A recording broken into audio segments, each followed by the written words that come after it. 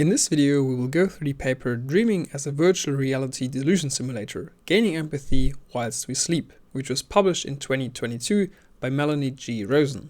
The core idea of the paper is that while we dream, we have experiences that are relatable to having a certain mental illness, and thus we gain empathy for the mentally ill.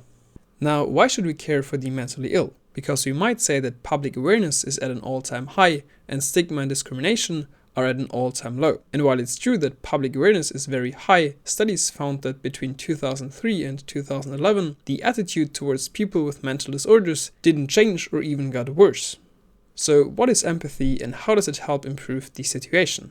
Rosen gives us a very general definition of empathy, by defining it as a type of knowledge that an empathizer gains about someone else's mental states. This then allows the empathizer to understand what it's like to be that someone in their particular context. And now it may seem obvious that empathy would reduce discrimination, but Rosen states that we shouldn't assume that all instances of stigma and discrimination correlate with a lack of empathy, because, for example, an employer who has had a psychotic break might not want to hire someone with the same condition. In general, though, there are studies that suggest that empathy does lower stigma and discrimination. So then the question is, how do we gain empathy?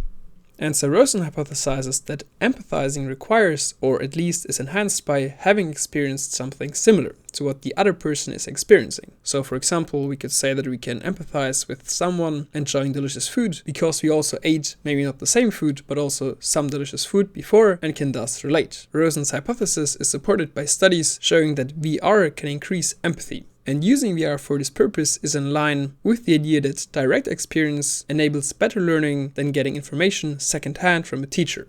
However, the limitation of VR is that we are mainly restricted to either visual or auditory stimuli. And we can say that mental illness usually is more complex than just that. And so Rosen suggests that dreaming can offer a more immersive, delusional experience.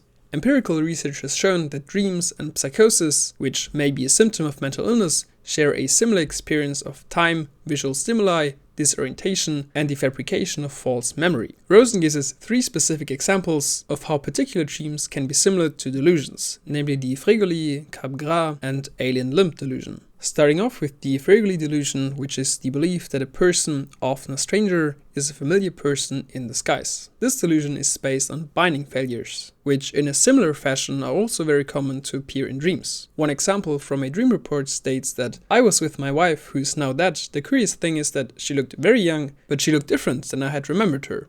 Dream reports similar to delusion can also be found for the Capgras delusion, which is the belief that close ones have been replaced by doubles. And we can also find dream reports similar to the alien limb delusion, which is the belief that a body part is controlled by an external force. Rosen also takes the dream reports of lucid dreamers into account, which have the ability to pay attention to their surroundings while they dream. And thus they can comment on the realism they experience in dreams, which they report as being very high. And so Rosen concludes that dreams can inform us about what it's like to experience many of the cognitive features of waking delusions. Thus, we may gain empathy towards those suffering from mental illness. But she also notes that there are quite a lot of limits to the approach. One very central problem is that we often forget our dreams. And even if we remember, most people probably would not make the connection that they just might have experienced something similar to mental illness.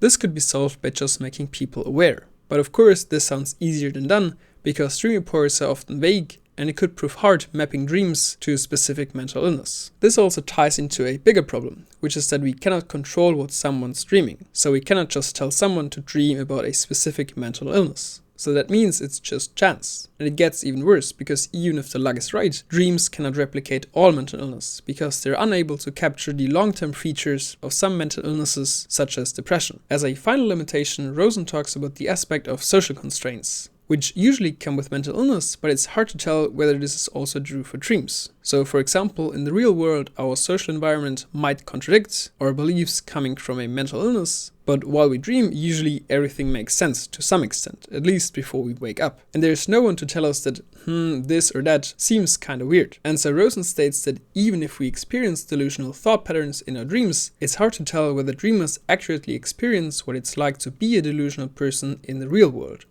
And so we can conclude that we can gain empathy for the mentally ill by having relatable experiences while you dream, but the whole thing is not really practical.